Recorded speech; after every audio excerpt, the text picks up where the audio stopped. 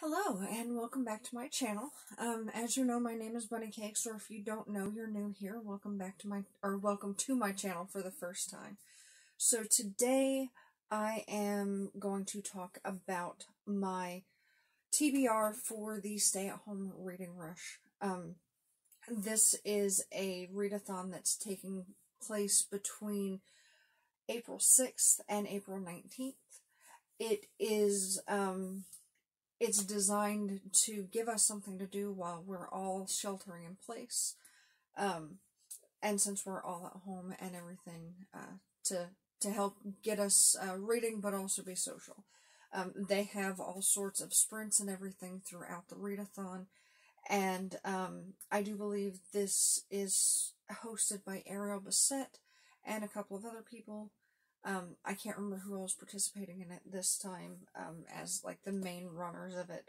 But I will link to the Twitter for the main readathon and the sprints down below in this video.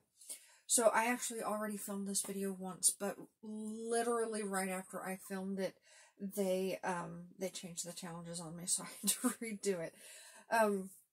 So the challenges are: read a book with a house on the cover, read a book in the same room the whole time, read a book set somewhere you wish you could go, and read a book that will make you smile.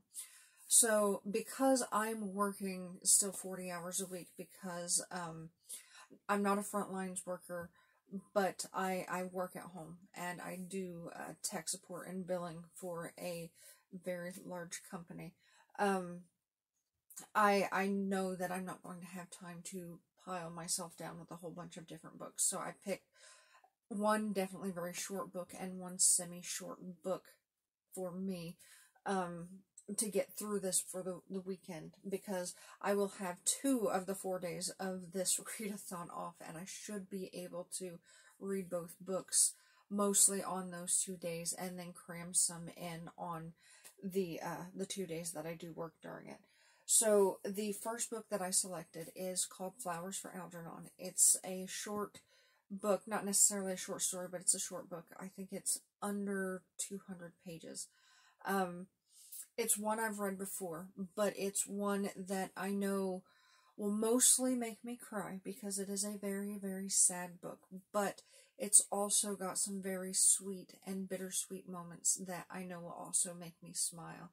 And it's a book that I typically reserve for those times where I'm stressed and I need a release, and you know how sometimes you just need to cry, but you can't just cry because reasons. Well, this book does it for me.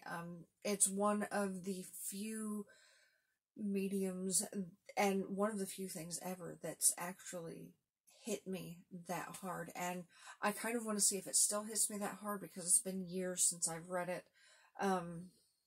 And I will very likely do a vlog or discussion about that book after I finish it on the weekend of the readathon. The second book that I selected is, and I'm reading off my laptop over here because it's just easier. The second book I selected is Shadow Spell, a Cousins O'Dwyer trilogy, book 2 by Nora Roberts. So this one, and I will put pictures of these books somewhere in this video, because they're all ebooks, and my Kindle is not showing up at all when I point it at the camera. So it is a book 2 in a series. I read the first book a couple of years ago. It has a house on the cover, and it also is set in Ireland, which is a country that I've always really wanted to go to, and hopefully, if one day the travel bans are ever lifted and I have the money to, it is one of the countries that is on my traveling bucket list. It is kind of fantasy, kind of romance. It's based around these witches in Ireland and their family of witches that goes way back. And so this one is, let me read the synopsis real quick. I've actually already checked this one out from my local library, my e-library, because the actual library isn't open right now. So the synopsis for this is when the legends and lore of Ireland, with the legends and lore of Ireland running through his blood, Falconer Connor O'Dwyer is proud to call the County Mayo home. It's where his sister Branna lives and works, where his cousin Iona has found true love, and where his childhood friends form a circle that can't be broken. A circle that is about to be stretched out of shape by a long-awaited kiss. Miara Quinn is Branna's best friend. As sister in all but blood, her and Connor's paths cross almost daily as Connor takes tourists on hawk walks and Miara guides them on horseback across the lush countryside. She has the eyes of a gypsy and the body of a goddess, things Connor has always taken for granted, until his brush with death propels them into a quick, hot tangle. Plenty of women have found their way into Connor's bed, but none to his heart until now. Frustrating, Miara is okay with just the heat, afraid to lose herself and their friendship to something more.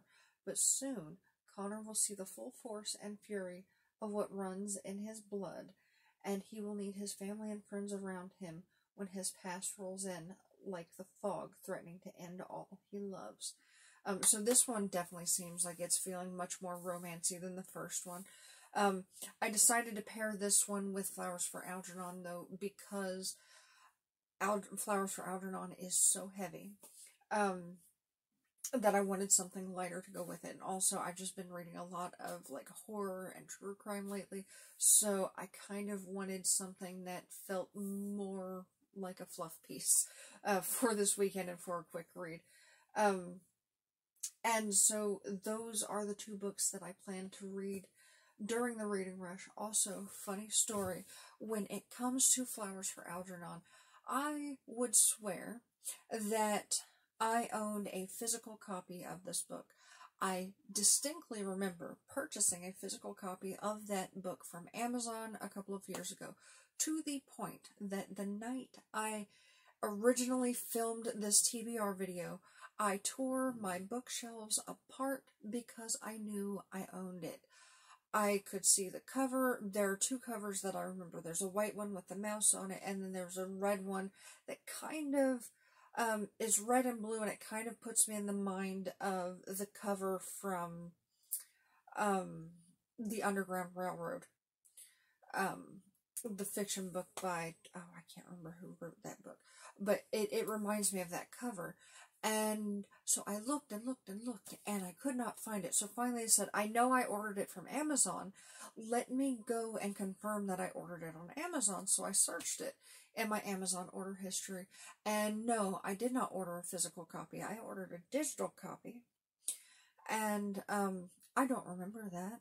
I totally remember having a physical copy of it. In fact, I remember sometime, I want to say last year, wanting to read this book and going to get it off the shelf and finding it with the red cover, and I didn't read it because I got distracted by another book. But I remember pulling that book off my shelf. I have no idea if I actually did ever own a physical copy of it.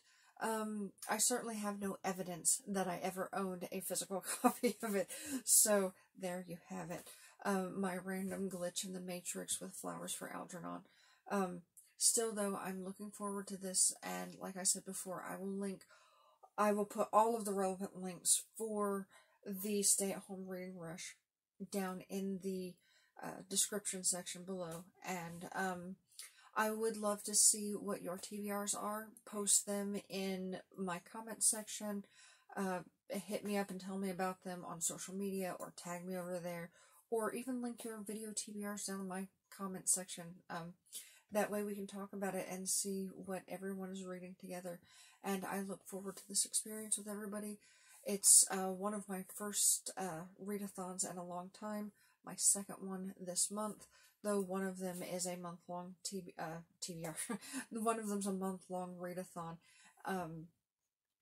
So here's hoping that I make it through both readathons and everything else with my sanity intact, such as it is. And with that being said, thank you again for watching my video and continuing to watch if you're somebody who's actually following my channel at this point. Stay safe out there. Remember to wash your hands and practice social distancing. Wear a mask. And let's hope that this is all over sooner rather than later. But regardless, I'm going to be making videos hopefully every day, or at least nearly every day, as long as I have the stamina to do it. So thank you for watching, and have a good rest of your day. Bye-bye.